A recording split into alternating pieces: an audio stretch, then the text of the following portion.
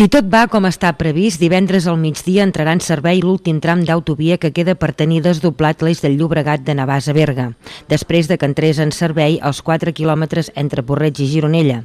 Aquest era l'últim tram que quedava per enllestir l'autovia. Ara la construcció d'aquest últim viaducte s'ha acabat i a partir de divendres podrà entrar en servei i els conductors ja no hauran de patir més les obres, ja que d'aquesta manera es guanyarà temps i seguretat a l'hora de fer desplaçaments i moure's per aquesta via. El viaducte de Porreig, que té 570 metres de longitud, consisteix en una estructura mixta d'acer i formigó i una única plataforma per a les dues calçades d'uns 24 metres d'amplada. Amb aquesta obra finalitzada acaba una llarga actuació que ha permès desdoblar 21 quilòmetres entre Navàs i Berga, és a dir, disposar de 2 carrils en cada un dels 2 sentits de la circulació. Aquests treballs han tingut una inversió global de 234 milions d'euros. Una trentena de persones han sol·licitat un dels pisos de protecció oficial que a principis de l'any vinent es finalitzaran a Berga, segons dades de l'oficina de Berga Progrés, l'encarregada de tramitar les sol·licituds per adquirir un d'aquests pisos. La mateixa oficina ha repartit més de 50 jocs de documentació per presentar la sol·licitud, el termini de la qual finalitza el divendres 28 de desembre d'aquest 2007. Els pisos tenen un lloguer que oscil·la entre els 140 i els 200 euros mensuals en funció de la superfície de l'habitatge. També es llogaran places d'aparcament al mateix edifici, situat entre els carrers Harmonia i Mossèn Espel.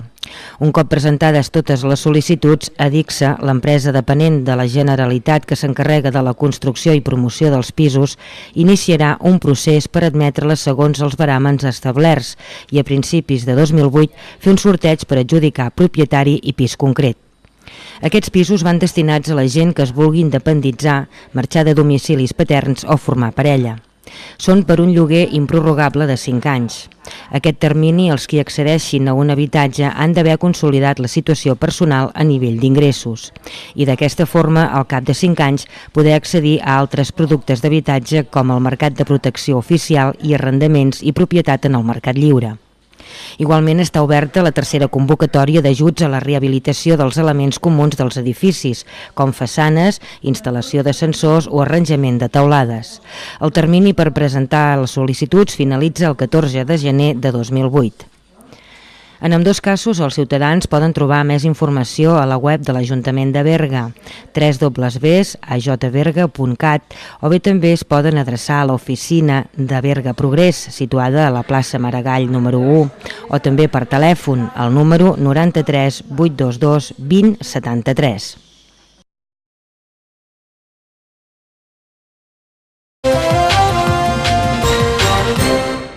El ple del Consell Comarcal del Berguedà va aprovar dimecres les actuacions que han inclòs en la sol·licitud d'ajuts del Pla Únic d'Obres i Serveis per al període que va entre 2008 al 2012. De l'ordre del dia avui era l'aprovació del PUOS.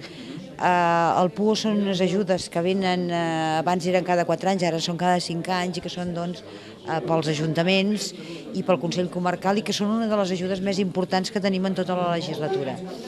El que demana el Consell Comarcal, que habitualment doncs, demanem camins, arreglar el camí de Sagàs a la Guàrdia, que ens uneix les carreteres que van doncs, cap a Gironella i cap a Porreig. És una carretera que ja havia fet el Consell Comarcal, és un camí asfaltat que havia fet el Consell Comarcal i que en aquests moments doncs, comencem a tindre zones força malmeses i per tant seria molt important poder-les arreglar aviat.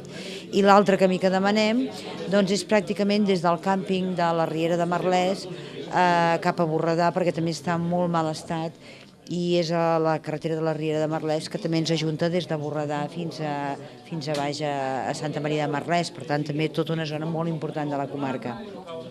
Ja n'hem fet 10 quilòmetres d'aquesta part, però ara ens queden aquests altres 6 aproximadament, doncs, que és important que els arreglem. Per altra banda, doncs, en els altres programes el que demanem és el soterrament de contenidors, d'illes de contenidors, en total unes 28 a tota la comarca perquè són força cars, és un tema força car i per tant el que farem nosaltres des del Consell Comarcal és donar el 50% en els ajuntaments que vulguin fer-ho i l'altre 45% poden demanar-ho als ajuntaments perquè sempre hi ha l'obligació d'un 5% que es pagui amb recursos propis dels ajuntaments. I per últim, doncs, una millora amb la xarxa de telecomunicacions. En aquest cas aquesta millora seria bàsicament amb el que són televisions, i per tant seria millorar les senyals de tota la zona de la Vall d'An, que fa molt temps que tenen problemes per rebre les televisions inclús públiques. També tota la zona de la Figuerassa, on tenim les torres, la tenim molt malmesa, aquesta emet cap a tot l'Alt Berguedà, i també tota la zona de cap a Sant Jaume de Frontanyà, Borredà, Castell de l'Areny, Vilada, i també cap a la banda de Castellar del Riu, i per tant és important que també reforcem tot això i millorar també la senyal que hi ha a Gósol, que en aquests moments també és força deficient. En total, les sol·licituds d'ajuts s'ascendeixen a 1,3 milions d'euros per executar 5 projectes que suposen una inversió de 2,1 milions d'euros. Dels projectes destaca la subvenció que es demana per soterrar illes de contenidors en alguns municipis de la comarca. En el llistat de projectes del Programa General del Puosc, el Consell Comarcal del Berguedà ha inclòs l'arranjament i la pavimentació de la carretera de Sagàs a la Guàrdia i la segona fase d'arranjament i pavimentació de Merlès. La sol·licitud inclou també la creació de xarxes de les telecomunicacions als municipis de la comarca.